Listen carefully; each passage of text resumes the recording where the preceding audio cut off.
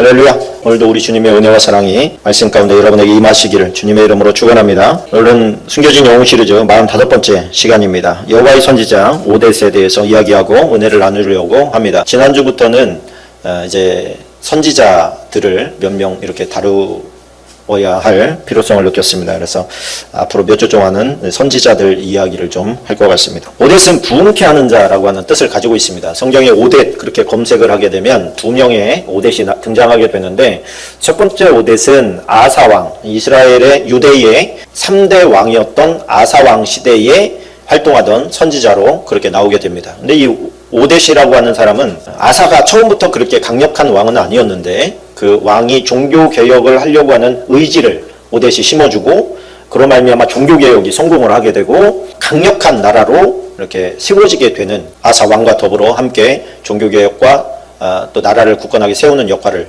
감당했던 그런 오뎃이 나오게 됩니다. 그래서 성경에 나오는 두 명의 오뎃은 다 괜찮은 사람들입니다. 훌륭한 사람들인 거죠. 열왕기 역대하 15장 8절에 보니까 아사가 이말고 선지자 오뎃의 예언을 듣고 마음을 강하게 하여 가져간 물건들을 유다와 베냐민 온 땅에서 없애고 또 에브라임 산지에서 빼앗은 성읍들에서도 없애고 또 여호와의 낭실 앞에 있는 여호와의 제단을 재건하고 또 유다와 베냐민의 무리를 모으고 에브라임과 므낫세 시몬 가운데서 나와서 저희 중에 머물러 사는 자들을 모았으니 이는 이스라엘 사람들이 아사의 하나님 여호와께서 그와 함께 하심을 보고 아사에게로 돌아오는 자가 많았음이더라.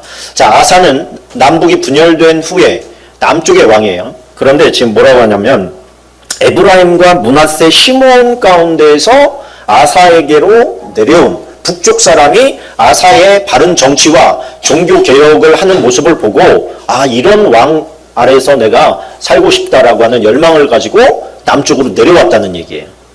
그러니까 세력은 북쪽이 훨씬 더 세지만 종교의 어떤 하나님의 영적인 관계를 위해서 그 나라를 포기하고 내려온 사람들을 모아서 함께 개혁에 동참시켰다는 그런 내용입니다. 굉장히 훌륭한 왕이었다라고 우리가 이제 알게 됩니다. 나중에 이제 시간이 많이 지나고 나면 아사가 조금 변질되는 모습을 보이기도 합니다.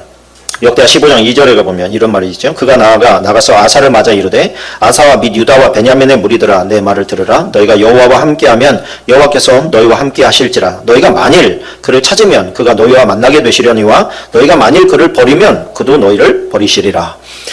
이 말을 지금 요게 그 위에 단계에서 하는 얘기예요. 그러니까 오뎃의 집안은 아버지 때로부터 좀 선지자 역할을 감당했던 것으로 보입니다. 그 말을 잘 받았어요. 그러니까 아랫사람이 왕이잖아요. 왕인데 지금 어떻게 보면 선지자이긴 하지만은 일반 백성에 지나지 않고 그런데 그의 말을 들어서 순종하는 게 이게 쉬운 게 아니거든요. 왕의 권위도 있고, 그렇죠? 내 말을 번복해야 되는데 왕이 힘들잖아요. 그렇게 되면. 그런데 그것을 자기보다 높은 하나님의 이름을 걸고 왔을 때 그것을 순종하는 모습을 우리가 보게 됩니다. 근데 어떤 게 진짜 하나님의 음성이고 어떤 게 저 사람의 입에서 나오는 하나님의 이름을 빙자해서 말하는 스마야처럼, 거짓 선지자 스마야처럼 하나님의 이름을 빙자해서 얘기를 하는데 저게 하나님의 말씀인지 아니면 저 사람이 말하는 건지 우리가 헷갈리잖아요. 우리 알 수가 없잖아요. 그래서 우리가 판단력을 가져야 돼요. 저 사람의 말이 말씀의 근거에서 벗어난 것이라면 저 사람의 입에서 나온 것이겠구나 이해를 해야 되는 것이죠. 오늘 나눌 오뎃은 두 번째 이제 지금부터 이야기할 사람입니다. 이 오뎃은 북이스라엘의 사마리아 사람입니다. 이 말은 무슨 얘기냐면 사마리아는 지금 어떤 땅입니까? 완전히 타락한 땅입니다. 북이스라엘의 수도인데 그 수도에 온갖 더럽고 추악한 세력들이 다 거기에 몰려 있단 말이에요. 근데 거기에서 뭐를 하고 있느냐? 선지자의 일을 하고 있어요. 지금 북이스라엘은 하나님의 선지자를 별로 인정하지 않아요. 바알 선지자 뭐 이런 사람들만 지금 판을 치고 있지 여호와의 선지자는 이미 다 끝났다고 생각하는 북이스라엘이 19대까지 왕이 흘러갑니다. 18대가 베가 왕이에요. 지금 이 시대는 베가 시대입니다. 베가는 20년 동안 통치를 했고 마지막 호세아가 반역을 일으켜서 베가 왕을 죽이고 자기가 왕이 됐는데 9년 만에 나라의 문을 닫게 돼요. 아수르에 의해서 절명하게 됩니다. 이제 다 끝나게 되는 거죠. 근데 베가 17년에 오늘 나오는 이 사건이 벌어지게 되는 겁니다. 자, 그런데 어떤 일이 벌어지냐면 베가가 오늘 나오는 남유대의 왕이 누구냐면 아하스입니다. 아하스. 기억나시나요? 어떻게 외우라고 했는지? 그의 아들이 히스기야예요. 그러니까 그 아버지는 얼마나 타락했는지 알겠죠?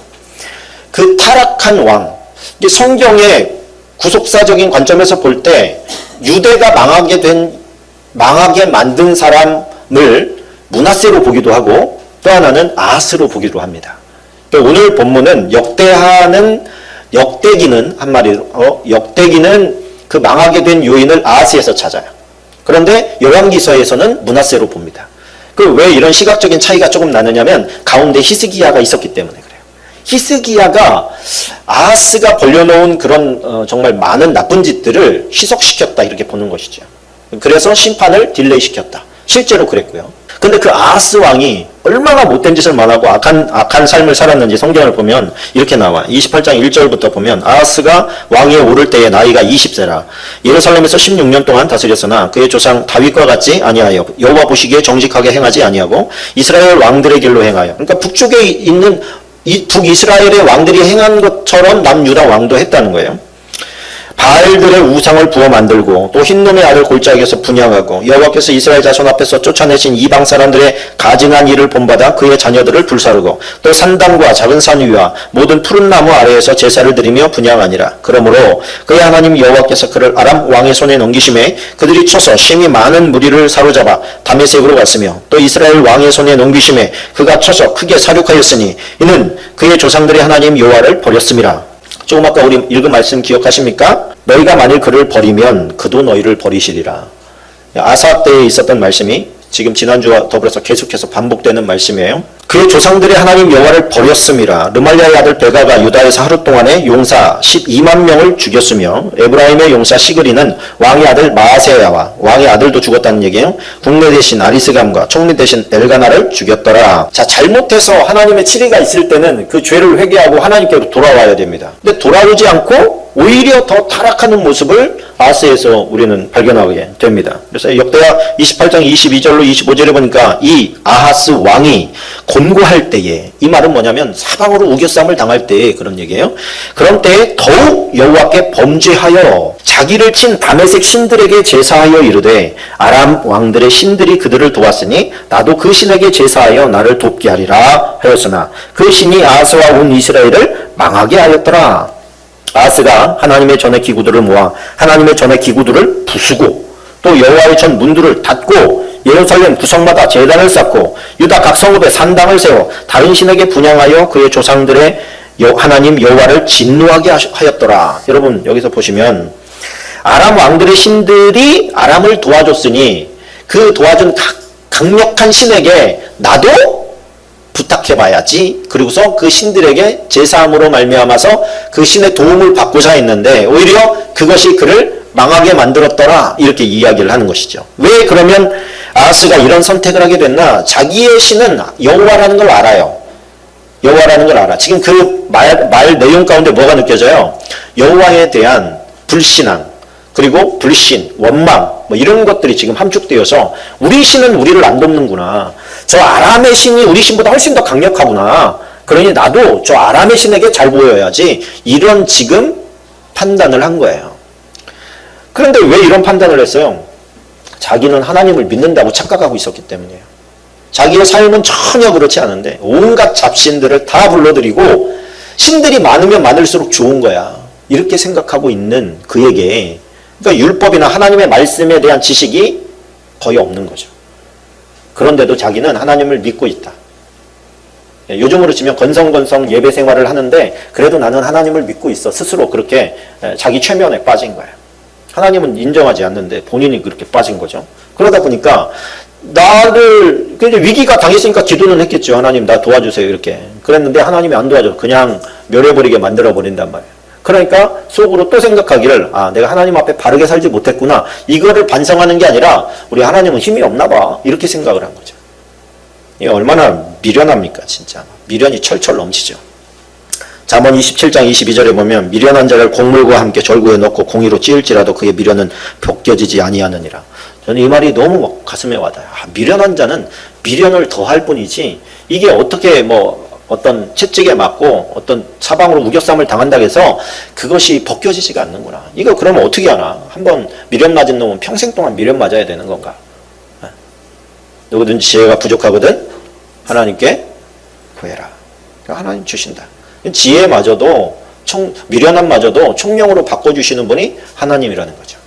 우리는 하나님 앞에 뭐라고 기도해야 됩니까? 지혜를 주세요. 구하라고 했는데 하나님 지혜를 주십시오. 나 지혜가 부족합니다. 어리석습니다. 총명을 좀 허락해 주십시오. 그럼 하나님께서 주시겠다는 거예요. 미련한 사람이 왕의 보위에 앉아서 확신을 가지고 있어요. 미련한 사람이 확신을 갖는 것보다 위험한 일이 없는데 방법이 없게 되거든요. 그런데 자기가 생각하는 거에 대한 그 위험성이나 어떤 그 혹시 틀릴 수도 있어 이런 생각을 해볼 수 있어야 되는데 확신이 너무 강한 거예요. 이단에 빠진 사람들, 이런 사람들 자기 확신이 너무 강력합니다. 미련한 사람과 같이 있어도 함께 망합니다, 여러분. 내 상관이나 혹은 어떤 내 친구나 이렇게 봤는데 믿음도 없고 하는 짓마다 조금 애가 좀 묘하다. 좀 재산도 있고 배울 만큼 배운 것 같은데 애가 하는 짓이 좀 묘하네. 그러면 얼른 헤어지세요. 그 사람을 바꿀 수 없으면 헤어지는 게 좋아요. 괜히 어정쩡하게 붙어 있다가 같이 큰 피해를 당하게 됩니다. 다시 오데스로 들어갑니다. 왕인데, 아하스는 왕인데 그 자국 내에서는 왕을 어떻게 할 사람이 없어요. 그러니까 하나님께서는 어떻게 하시냐면 그 주변 국가들을 들어서 그를 치기 시작합니다. 그래서 아람이 쳐들어와서 칩니다. 5절에 보면. 또 5절에 보면 북이스라엘도 와서 칩니다. 17절에 보면 에돔이 와서 칩니다. 18절에 보면 블레셋이 와서 칩니다. 20절에 보면 아수르가 와서 또 칩니다. 그러니까 주변에 있는 국가들이 전부 다 와가지고 그냥 몰매를 때리는 거예요. 이쪽에서 터지고 또 저쪽에서 터지고 얘는 또 그럼 저 신이 더 센가? 그쪽에 또 기웃거리고 아수르에 가면 또 아수르 신이 더 센가? 거기에 또 기웃거리고 정신을 못 차리는 거죠. 계속 정신없이 터지면서도 그가 정신을 차리지 못하는, 깨닫지 못하는 이유는 뭐냐? 이것이 하나님과 관계가 틀어졌기 때문에 오는 하나님의 징계라는 것을 그가 깨닫지 못하고 있다는 거예요. 다시 말하면 이게 영적인 문제라는 것을 깨닫지를 못하고 있어요. 영적인 문제가 틀어졌기 때문에 육적으로 계속해서 문제가 얽히고 설키고 두드려 맞는다는 것을 모르고 있는 거예요. 왜? 육은 육적으로 풀려고 하기 때문에 그렇습니다. 이런 게 기도한다고 풀어지냐? 이렇게 이야기하는 사람들. 그렇지 않다고 하는 거예요. 신앙이 깊어질수록 생각하는 바가 하나님과 연관시켜서 생각을 하게 됩니다. 가다가 하고 돌풀이에 채기만 해도 내가 뭐 회개할 게 없나 혹시? 이렇게 생각하는 게 신앙 하나님 안에서의 어떤 밀접한 관계 가운데 있다는 뜻이에요. 하나님께서 나를 뭔가를 깨닫게 하시려고 하시나? 이런 생각을 하는 것 자체가 내 신앙이 지금 바로 가고 있다는 뜻입니다. 전혀 그거에 대해서 개의치 않는 사람은 신앙이 없는 거예요. 지금 신앙이 없는 거예요. 그래서 조심해야 됩니다. 근데 오늘 본문을 가만히 보면 저는 에브라임 자손을 별로 안 좋아하거든요. 에브라임 자손은 꼭 뒷북을 치고 그 남들이 성공해서 얻어놓은 것을 빼앗으려고 하고 뭐 그런 일들만 한 그런 지파로 나와요. 그런데 오늘 본문에서는 최초로 아주 중요한 선한 일을 에브라임 지파가 하나 합니다. 그 에브라임 지파의 리더들이 오데세 선포를 호응하고 인정하고 따라준 굉장히 선례가 지금 최초로인 것 같고 이후에도 이런 일은 없는 것 같은데 그런 아주 굉장히 중요한 일을 하나 하게 됩니다. 첫 번째로 우리가 생각해 봐야 될 것은 뭐냐면 오뎃이라고 하는 사람이에요. 오뎃이라고 하는 선지자는 사마리아에서 활동을 했는데 사마리아는 죄악이 난무한 땅입니다. 그런데 그 죄악이 난무한 땅에서도 지금 고독한 오늘 표현을 보면 여호와의 선지자의 길을 계속 가고 있는 거예요. 그러니까 만약에 저와 여러분이 이 세상을 살아가다가 타락했어요. 그러니까 하나님 앞에 섰어요. 재판장 앞에 섰는데 너는 왜 타락했느냐? 하나님을 잘 믿다가 그래서 하나님 세상을 보십시오. 이런 세상을 샀는데 어떻게 타락하지 않을 수가 있습니까? 세상이 다 타락했기 때문에 저도 타락할 수밖에 없었습니다. 예를 들어서 그렇게 우리가 하나님 앞에 변명한다면 하나님께서는 이렇게 말할 거예요. 너는 그렇게 생각할지 모르지만 그렇지 않다. 네가 타락한 이유는 하나님의 말씀과 기도로 거룩하여짐이니라 성경에 기록되어 있음에도 불구하고 하나님의 말씀도 보지 않고 기도도 하지 않고 예배 생활도 하지 않았기 때문에 네가 타락한 거지 세상이 타락했기 때문에 너도 같이 타락한 게 아니야. 이렇게 하나님께서 말씀하실 거예요. 그리고 그 말은 정확합니다. 왜 그렇습니까? 지금 사마리아 땅같이 타락한 곳에서도 오뎃 같은 여호와의 선지자가 있었기 때문이고 그 오뎃의 메시지를 전해 들은 사람들도 오늘 보니까 나오더라는 거예요. 그러니까 세상이 썩었기 때문에 나도 같이 썩을 수밖에 없었어요가 아니라 아무리 세상이 썩었어도 내가 나 자신의 영혼을 지킬 수 있는 것은 하나님의 말씀과 기도와 예배를 통해서 나 자신의 순결성을 그 오염된 물 가운데서도 지킬 수 있는 거예요. 아멘이십니까? 성경이 그걸 얘기하고 있는 거예요. 지금 오데시 어디 남유대도 아니고 그 타락한 땅의 본거지인 사마리아에 어떻게 오뎃 같은 사람이 있는가? 오늘 있다고 얘기를 하잖아요. 그러면 그런 세상 가운데서 그가 특별하기 때문이다 이런 게 아니에요. 지금 우리도 이 세상을 살아가는데 우리가 보고 듣는 것들이 다 하나님 보시기에 노여워할 만한 것이고 타락한 어떤 그런 것들이라 할지라도 그거에 우리가 지는 이유는 뭐냐면 내 안에 하나님의 말씀과 기도가 없기 때문입니다. 그것이 있으면 안 져요. 오뎃과 같이 오히려 우뚝 설 수가 있게 되는 겁니다. 베가가 남유대에 가서 18만 명을 죽이고 20만 명을 포로로 잡아옵니다. 근데 포로로 잡아갈 때는 어떻게 잡아가냐면 쇠사슬을 씌우고 옷을 다 벗겨요. 벌거벗깁니다. 옷이 상징하는 게 뭐예요? 옷. 신분을 상징하는 거예요. 신분. 근데 옷을 다 벗겨버린다는 건 뭐냐면 너의 신분은 이제 없어졌다는 거예요. 너는 이제 노예라는 거예요. 노예. 옷을 다 벗겨버려요. 그리고 좀 늦장 피우는 것 같고 뭐 그러면 가차없이 채찍으로 막 쳐버립니다. 뭐 쩍쩍 갈라지는 거죠. 피부가. 그렇게 하면서 그의 어떤 유대의 땅에 살면서 그가 누렸던 많은 뭐 이런 생각들이나 그런 것들을 그 땅으로 가면서 그냥 산산이 부셔버리는 거예요. 해병대에 가면 처음에 들어가면 뭐 막 싹 말하잖아. 이 뭐 X 같은 뭐 같은 막 그러면서 특대 같은 막 그러면서 그가 이 사회생활을 하면서 나는 어떤 존재야. 나는 괜찮은 사람이야. 뭐 이렇게 생각했던 것들을 완전히 부셔버려요.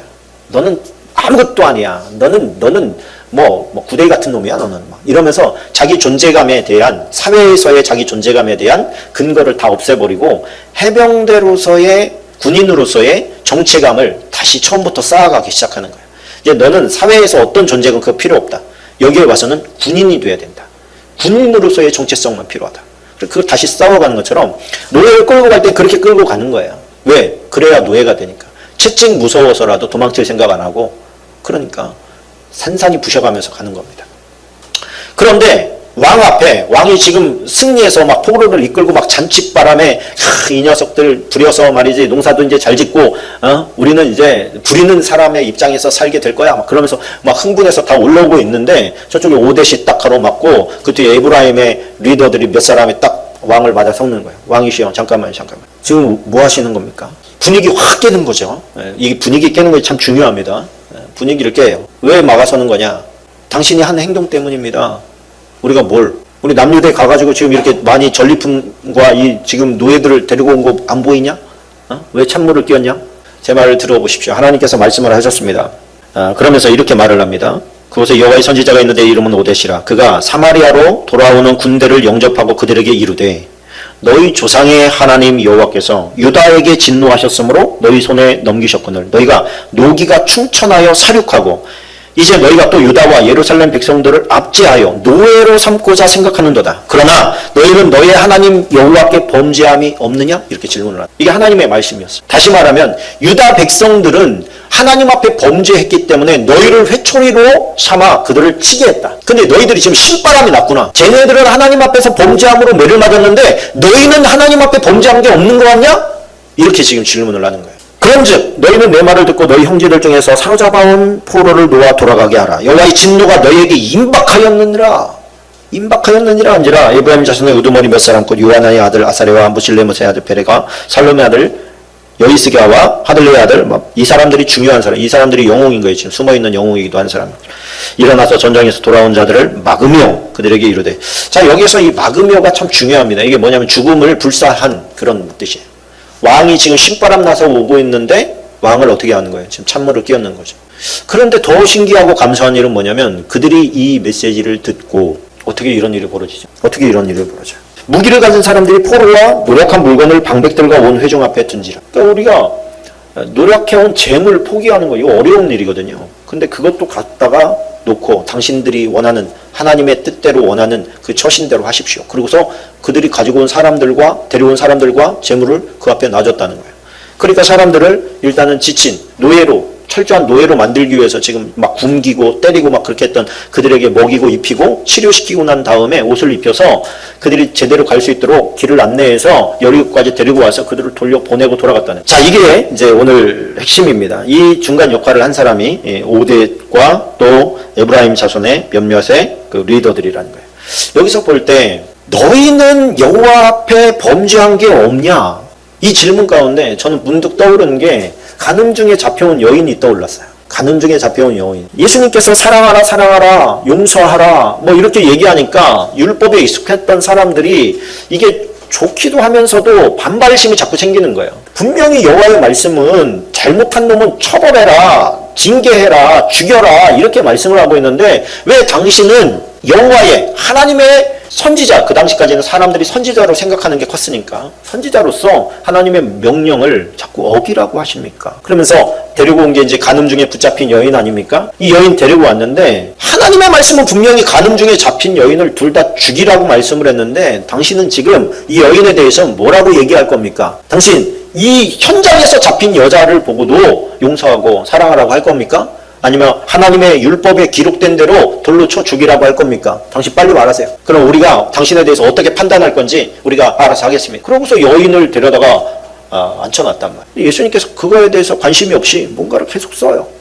이 뭔가를 썼다는 거에 대해서 이제 뭐 학자들 간에 이제 의견이 분분하긴 한데 대부분 이제 거기에 모였던 의기충천한 사람들이 저질렀던 죄들을 기록했다 이렇게 이제 보는 게 일반적입니다. 이 예수님께 계속해서 막 묻잖아요. 그들이 묻기를 맞이 아니하는지라 이에 일어나 이르시되 너희 중에 죄 없는 자가 먼저 돌로 치라. 이게 참 기가 막힌 답 아닙니까?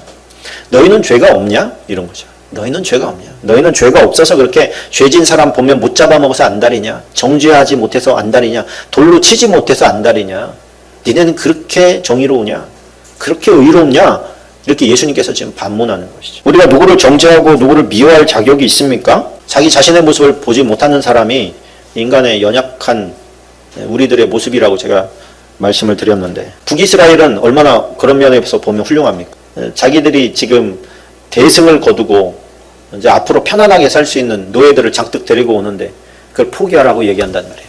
너희들도 맞을 때가 멀지 않았어. 지금 내일 모레면 너희도 얻어 터져. 그런데 지금 너네가 지금 굉장히 의로워서 승리를 줬다고 생각하지 마. 이런 말에 순종하는 모습을 보게 됩니다. 저는 이 구절이 참 마음에 듭니다. 이 위에 이름이 기록된 자들이 일어나서 포로를 맞고 노력하여 온 것 중에서 옷을 가져다가 벗은 자들에게 입히고 신을 신기며 먹이고 마시게 하며 기름을 바르고 그 약한 자들을 모두 나귀에 태워 데리고 종려나무 성 여리고에 이르러 그의 형제에게 돌려준 후에 사마리아로 돌아갔더라. 여러분 이게 뭐 떠오르는 거 없습니까? 지금 누구 얘기하는 거야? 예수님께서 선한 사마리아인 얘기를 하고 있는 거예요. 야, 너네들 사마리아 사람들 그렇게 미워하고 북이스라엘 사람들 그렇게 멸시하는데 너네 그 사람들한테 은혜 입어서 지금 여기에 있는 거야. 예수님께서 그렇게 얘기하는 거거든요. 그래서 예로 든 게 뭐예요? 어떤 사람이 예루살렘 여리고로 내려가다가 강도를 만났는데 다 빼앗기고 옷도 다 벌거 벗겨가지고 진탕 얻어치고 지금 죽을 날만 기다리고 있는데 사마리아 사람이 그 모습을 보고 자기 옷을 입히고 포도주 발라서 치료해주고 나귀에다 실어서 여관에다 맡기면서 이 사람 치료해 주십시오. 돈이 더 들면 내가 돌아오는 길에 더 드리겠습니다. 얘기해서 그 사람 살았어. 근데 그 전에 제사장 지나갔지, 레위인 지나갔지, 아무도 그 사람한테 도움 안 줬어. 그들이 너희들을 돕는 게 아니야. 선한 행위가 그들을 돕는 거야. 너네들 지금 그들이 아니었으면 유대는 벌써 죽었어. 벌써 사라졌어. 맞아요, 틀려요? 근데 지금 과거를 다 잊어버렸기 때문에 지금 이쪽에 있는 사마리아 사람들을 멸시하는 거야. 그 동네로도 안 들어가려고 그래. 더러워진 놈들이라고. 그런데 그 사람들이 너를 도와주지 않았으면 너희는 이미 없어. 예수님께서 지금 되새김질 시켜주는. 그렇죠? 지금 이렇게 유대가 망하고 다 지금 포로로 잡혀와가지고 노예 생활을 하게 됐는데 그러면 누가 누구를 멸시하겠어요? 북쪽에 있는 사람들이 남쪽에 있는 사람 너희들을 보고 다 멸시할 거 아니야. 노예놈들이라고. 그런데 그들이 선을 베풀어서 먹이고 입히고 치료시켜서 너희를 데려다 줬더니 너네들이 지금 사마리아 사람들 비난하고 있는 거잖아. 욕하고 있는 거잖아. 너네들이 그 사람들보다 더 나아?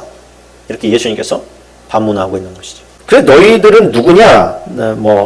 누가복음 10장 30절로 36절에 있는 말씀. 근데 그 중에서 34절부터 보면 가까이 가서 기름과 포도주를 그 상처에 붓고 싸매고 자기 짐승에 태워 주막으로 데려가서 돌보아주니라. 그 이튿날 그가 주막 주인에게 대내려 둘을 내어주며 이르되 이 사람을 돌보아주라. 비용이 더 들면 내가 돌아올 때 갚으리라 하였으니 네 생각에는 이 세 사람 중에 누가 강도 만난 자의 이웃이 되겠느냐. 제사장이냐 레위인이냐 아니면 사마리아 사람이냐. 다시 말하면 선을 행한 사람이냐. 이렇게 물어보는 것이죠. 타이틀이죠. 제사장, 레위인. 이것은 타이틀이지 그 사람의 인격이 아니에요. 우리가 지금 사회적인 쇼크가 뭡니까? 많은 목회자들, 또 사람들이 이렇게 그의 직임 때문에 존중하던 뭐 그런 어떤 사장들, 회장들, 뭐 국회의원, 법관, 목회자 뭐 이런 사람들이 지금 인격이 개판이더라. 이것 때문에 지금 뒤집어지는 거, 쇼크가 온 거죠. 우리가 기대했던 그런 존재가 아니고. 근데 이게 무슨 뭐 우리가 뭔 일 있으면 그 자리에 가 있는 거거든요. 우리의 자신의 인격이 그런 거예요, 다. 그 사람들은 사람이 아닌 초사람이 아니에요. 다 똑같다는 얘기. 이런 상황 가운데서 우리가 한 세 가지 정도를 교훈을 받고자 합니다. 첫 번째는 뭐냐면 분위기에 하나님의 말씀을 끼워 맞추려고 하지 말고 말씀의 분위기가 좌우되게 하라는 거예요. 이 신나는 축제 마당에 찬물을 확 끼얹었습니다. 그런데 그 찬물이라는 게 하나님의 말씀이었어요. 그 말씀이 옳았기 때문에 그들은 순종합니다. 이게 맞다는 거예요. 우리가 흥분 상태가 되어지고 마음속에서 막 이렇게 예를 들어서 우라통이 터질 때 하나님의 얘기하면은 역효과가 날 때가 많습니다. 그럼 뭐냐면 내가 망할 사람이라 그럼. 내 상황과 상관없이 내 감정 상태와 상관없이 하나님의 말씀은 늘 그 자리에 있어야 되는 거예요. 내가 그 말씀에 맞춰야 되는 거지 그 말씀 지금 나는 준비가 안 됐으니까 그런 말 하지 마세요. 이렇게 얘기할 게 아니라는 거예요. 하나님의 말씀에 나를 맞추면 오늘 말씀처럼 복이 됩니다. 찬물이 확 끼얹어지더라도 그 말씀에 순종하는 게 복입니다. 내 마음속에 화딱지가 확 나더라도 하나님의 말씀에 순종하는 게 그게 복이 되는 줄로 믿습니다. 화를 낼 수는 있어요. 그러나 해가 지도록 오랫동안 가지고 가지는 말을 하는 거죠. 자, 그 사람들이 찬물을 확 끼얹은 게 하나님의 말씀이기도 했는데 한 단어 때문이었어요. 한 단어. 그게 뭐였냐면 역대하 28장 11절인데 같이 한번 읽어보겠습니다. 시작. 그런즉 너희는 내 말을 듣고 너희의 형제들 중에서 사로잡아온 포로를 놓아 돌아가게 하라. 여호와의 진노가 너희에게 임박하였느니라. 여기서 가장 중요한 단어가 뭐라고요? 형제라고 한다. 이 형제라는 말이 오늘 본문 가운데 3번 등장하는데 본질로 돌아가 보게 한 거죠. 본질이 뭐예요? 적이 아니에요. 우리가 저 남북으로 갈라져서 북한과 남한이 있지만 본질로 돌아가면 우리는 한 민족이, 한 형제인. 그걸 딱 떠오르게 해준 거예요, 지금. 적국이라서 흥분해가지고 막 저놈들 죽여야 돼, 막 이렇게 감정이 상해있을 때 정신을 못 차리다가 그 사람, 니네가 노예로 부리려고 하는 사람은 네 형제야. 야곱이라고 한 아버지를 둔 형제야. 그게 이렇게 기분이 좋은 일이냐? 이렇게 질문하고. 우리는 흥분했을 때 본질로 돌아가야 돼요. 부부가 막 힘들어. 그럼 어떻게 해요? 본질로 돌아가야 돼.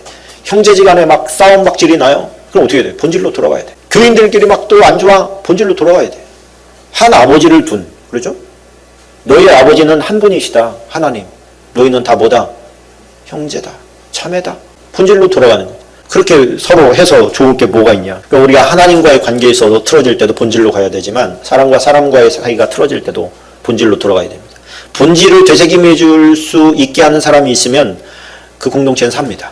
두 번째는 뭐냐면 기회가 있을 때 선을 행하라는 거예요. 선을 행할 수 있는 기회가 그렇게 늘 있는 게 아닙니다. 늘 있는 게 아니에요. 제가 이 장애인 시설에서 일하다 보니까 선한 분들이 많아요. 생각보다. 자기 후주머니를 털고 시간을 털고 봉사하고 같이 애쓰면서 선을 행하는 사람들이 의외로 많더라고요. 숨어 있어서 그렇지. 숨어 사는 거예요. 숨어서. 그 모습을 보니까 야, 아직 따뜻하다. 나라가.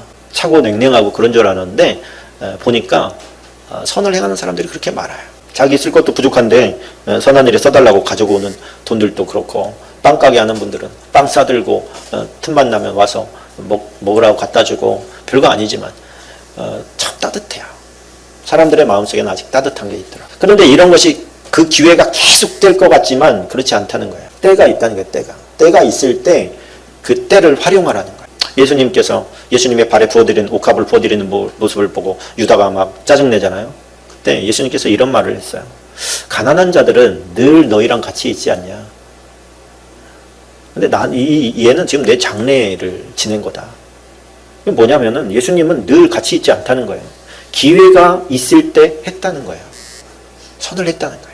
그러니까 우리가 생각할 때 좋은 일 할 기회는 뭐 얼마든지 내가 시간만 나고 돈만 되면 뭐 얼마든지 할 수 있어요. 이렇게 생각되지만 그렇지 않다는 거예요. 여러분, 우리가 살아온 삶들을 한번 보세요. 남들을 위해서 봉사할 수 있었던 기회가 얼마나 있었나? 남들을 위해서 또 내 돈 써가지고 좀 섬겼던 기회가 몇 번이나 있나? 별로 없습니다. 그래서 기회가 있을 때 하는 게 좋습니다.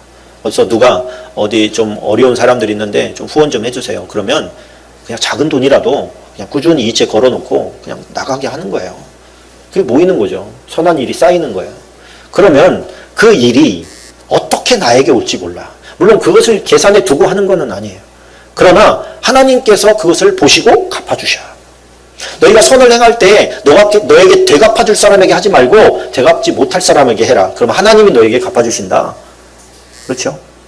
그래서 있든지 없든지 간에 우리는 선을 행해라. 예수님의 이 한마디가 너네들 선한 사마리아 사람들 뭐라고 하는데 그런 사람들 너 덕 입었기 때문에 네가 지금 존재하는 거야. 이런 얘기 한마디가 이런 근거가 없었으면 안 나왔을 거 아닙니까? 세 번째는 비난하지도 정죄하지도 말라는 거예요. 그러니까 우리는 누군가를 비난하거나 정죄할 만큼 의롭지 못한 존재들이라 그런 것을 예수님께서 지금 얘기하고 있는 것이죠.